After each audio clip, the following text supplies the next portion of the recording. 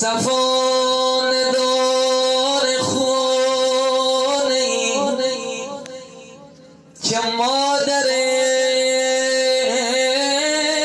بمیره،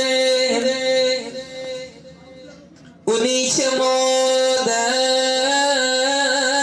نداره به درد و غم اسیره،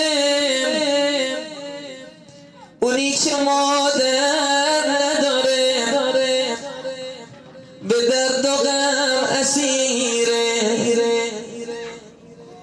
اما عزیزان این مردم کنار شما هستند، چه شبان روز این مردم بزرگوار کنار شما بودن.